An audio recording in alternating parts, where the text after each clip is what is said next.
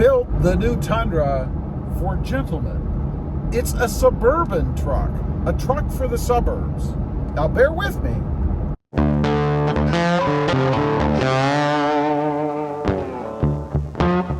Well, good afternoon, everybody, and welcome back to RamBox FST. You know, I've been thinking about this, and it seems to me that Toyota built the new Tundra as a gentleman's truck, a truck for the suburbs. Now, I'm going to tell you what I'm talking about, but before I do, if you're new here, make sure you smash that subscribe button and click that notification bell so that you don't miss out on any upcoming videos. So what am I talking about? A truck for gentlemen? A truck for the suburbs? I really do think that's what the new Toyota Tundra is. I mean, let's take a look at it. First of all, they made it lower, easier to get in and out of. You know, for that maybe older crowd, or maybe for the significant other, maybe your spouse, to be able to make it easier to get in and out of. You don't have to step up, climb into it. It's just much simpler. You know, when you're getting ready to run off to that office job or maybe take a trip to the grocery store, you don't have to worry about soiling your trousers. You know, you don't have to scrape across anything or get all wrinkled and discombobulated while you're trying to crawl up into that truck.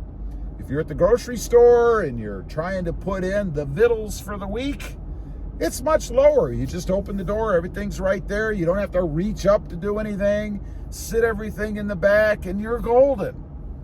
Next up is that engine. You know, they gave us a twin turbo V6. Does that not scream the gentleman's truck? Does that not scream suburban? I think it does.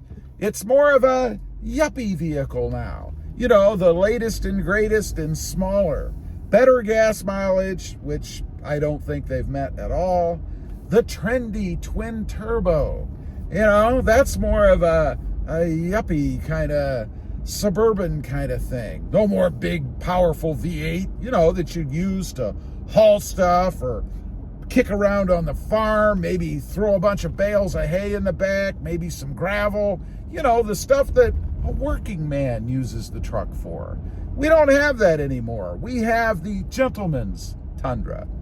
Next up, the interior itself. I mean, look at the interior. The first thing that you'll notice if you get this trim level is that screen that they have. Even if you go with the smaller one, it has that protruding screen inside with its touch feature.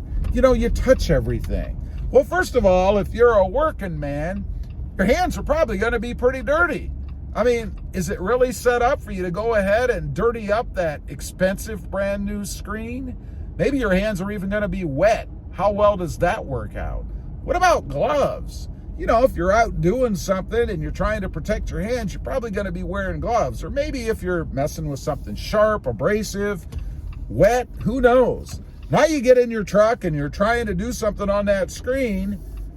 And first of all, you don't want to because you're wearing dirty, nasty gloves, and who wants to soil that screen?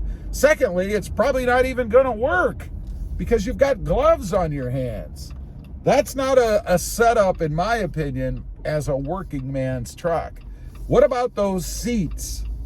You know, it amazes me. One of the biggest things that stood out about the new Tundra for me when I first got in was the look of the seats. To me, they look outdated. They look like recliners.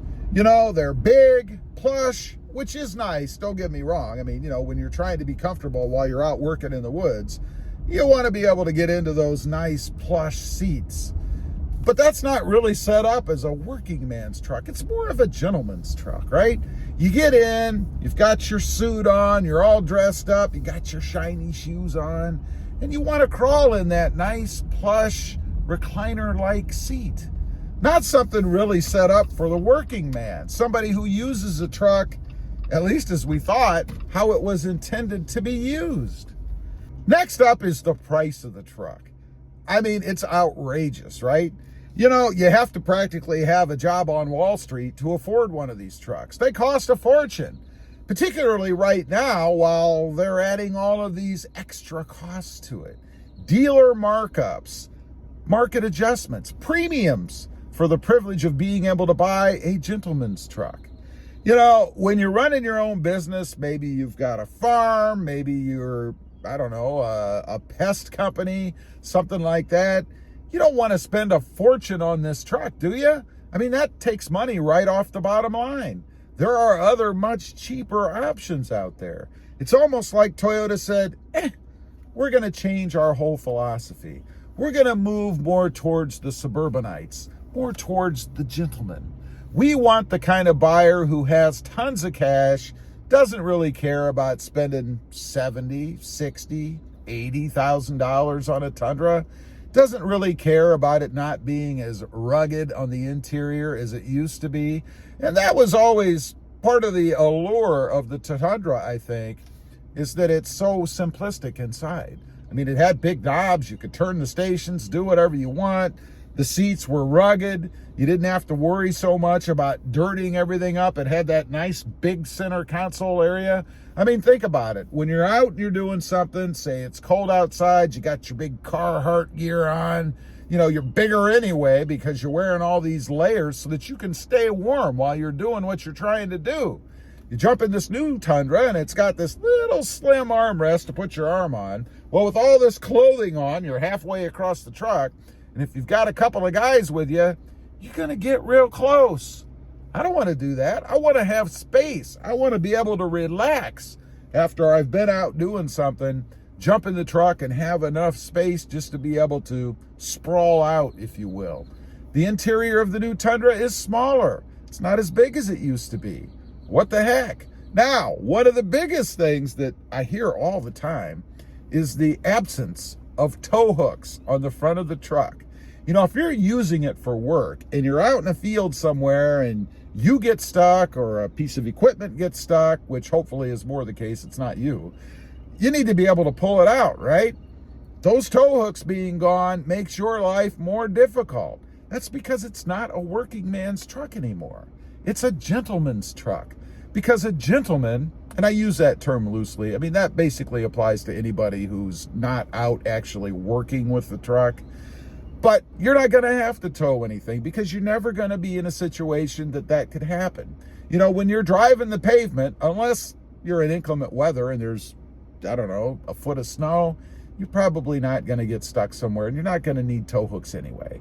And I can just see the meetings at Toyota when they're sitting down in the boardroom mulling out what it is they're going to do. And somebody says, you know, we need to go a different route. We need to tap the gentleman's market. We need to make this truck more of a suburban truck, not so much a work truck. If they want one of those, they can just go buy an F-150. I mean, I can just see the conversation. Fairly arrogant, I would think. Anyway, I just wanted to get on here. It just kind of dawned on me that Toyota seems to have taken a different approach. They seem to be going more towards the yuppie or the gentleman's market, not caring so much about people who actually use the truck for work. Leave a comment. Let me know if you agree. Do you think that's true? Toyota's philosophy has shifted and they're now building a gentleman's Tundra? I'd be curious to know. Also, if you didn't in the beginning, make sure you smash that subscribe button and click that notification bell so that you don't miss out on any upcoming videos. I do have 2 additional channels. Rob Motive, all about Toyota Tacomas, and Rob Motive JT, all about the Jeep Gladiator. Check them out, and if you're interested, why not subscribe? Thanks for watching. Stay safe out there. Bye.